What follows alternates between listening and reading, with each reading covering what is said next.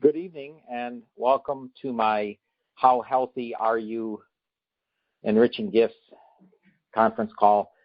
Let me pause for a minute here. I've got somebody at the door. I'm going to be about 1 minute. Okay. Good evening and welcome everybody to my How Healthy Are You conference call. My name is Dr. Thomas Brewer and I'm a PhD chemist. For this evening's call, I'm going to talk about two topics pretty briefly. One is dark chocolate, and the other is allergy testing. So dark chocolate is an interesting topic because anytime there's any press on the benefits of dark chocolate, the chocolate companies tend to publicize it and even give money to the researchers that came up with the results, as if chocolate needs any help. It really doesn't. Dark chocolate is quite good for us. In fact, it is a health food. The phytonutrients in pure cocoa, and they're also known as flavanols, that's where we get the health benefits from chocolate. What negates the health benefits, we all know, is excess sugar, fat, and the calories that come from sugar and fat tend to decrease the health benefits of chocolate. So the way to consume dark chocolate is to buy pure cocoa powder. So this is just raw cocoa. It has not been processed. Normally, a food processor will try to get rid of the bitter flavor that's in cocoa, and that bitter flavor is from the flavanols. So they get rid of that bitterness with either something called alkali, so that's going to be something with sodium, sodium carbonate, sodium bicarbonate, things like that. But in the end, bitter is better. So if your cocoa is bitter tasting, you're getting the most health benefits. And of course, the common way to get rid of bitterness is to add something sweet with like sugar.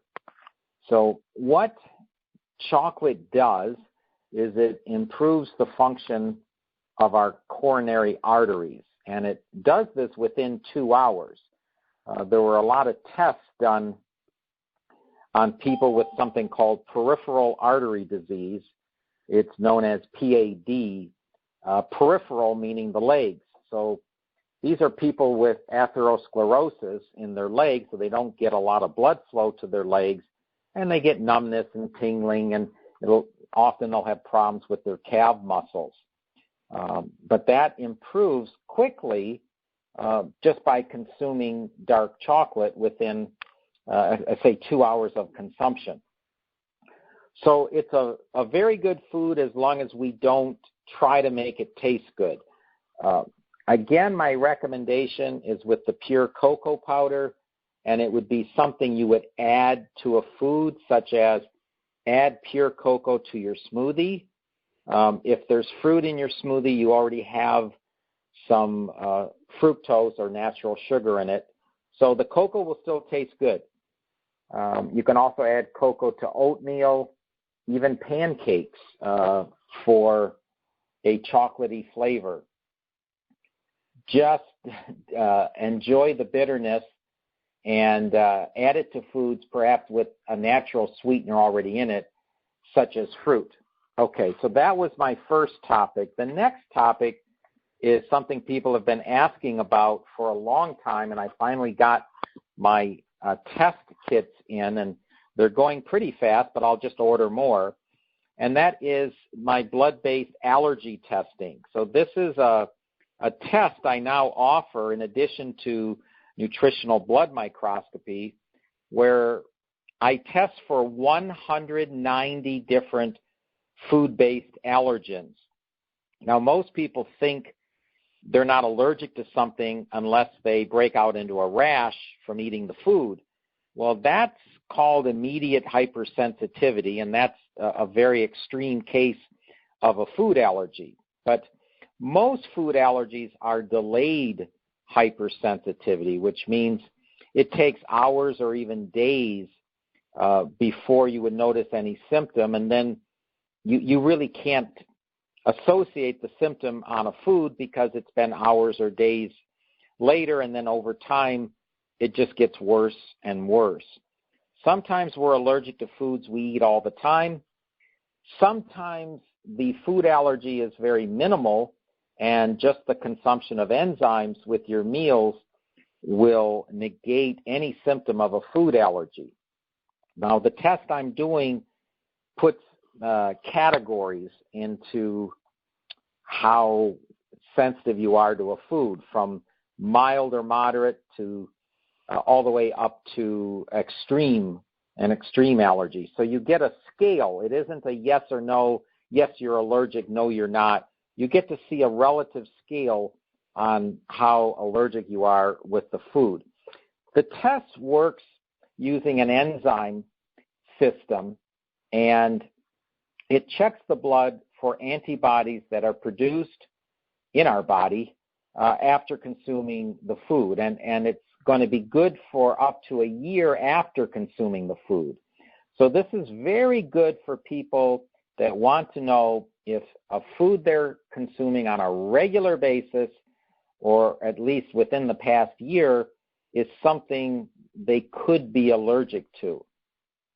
Once you know this, now you can start tailoring your diet around the foods that you have large sensitivity to, or more of an extreme allergy. Not a moderate one, but something very extreme, and then you can essentially substitute other foods for that food. So some people are allergic to almonds but not pecans, and so that'd be an example of just changing around your nut intake. Some people are allergic to corn but not barley. Some people are allergic to shrimp but not lobster. So the test looks at 190 different food allergens, so there's a lot of choice here in deciding other foods you can consume. So anyway, that test is $295. I recommend it's something you do every 3 to 5 years. You shouldn't have to do it every year or two, because once you're allergic to something, you're allergic to something. You're either just going to avoid the food or just make sure you consume enzymes when you do consume that food, if it's something you just can't be without. It is a dry blood test, so I've been doing the test in my office. I just do the same finger prick test as blood microscopy, only this time I'm just putting the drop on a special paper, and I do 6 drops, but it's just one little prick of the finger, and I squeeze out 6 drops. So for those of you that are interested in that, and the ones that live close by, they can just make an appointment. It only takes 5 minutes to do the whole thing, and then I send the sample out. For those of you in other states, if I'm coming to visit, it's just something else to know, and I'll just bring the kits with me and do the test there. Okay, so that's all I have for today's introduction. I'm going to open up the call to questions now. So if you have a question, go ahead and ask it.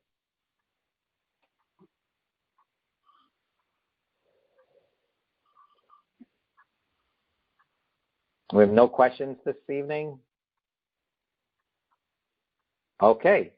Well, thank you to those that were on the call, were able to hear me live, and this call is recorded, so those of you that weren't on the call will have an opportunity to listen to this through either Facebook or as a link to the newsletter.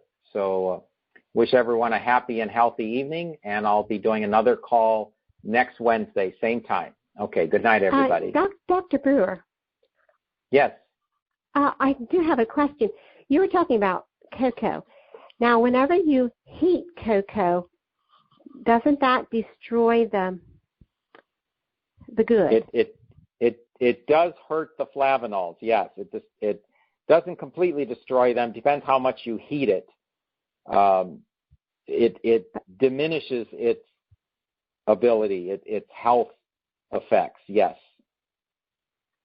Okay, that was just a question I had. Yeah. So that's why it's much better used raw, using the powder that hasn't been processed. So if you buy pure cocoa and the ingredients are just cocoa, there's no sugar, no alkali, no processing, it won't taste that great, but it'll really do a lot for your heart and artery health. I didn't know if you stir it into your hot oatmeal, if that would... Oh, that won't be enough to destroy it. No, you need really high temperatures. Yeah. Okay. Yeah, oatmeal temperature won't destroy the flavanols. All right, that's something I often wondered about. So, yeah, all right. Well, thank you. Okay, you're welcome. If we don't have any other questions, I'm going to end the call. Okay. All right. Good night, everybody.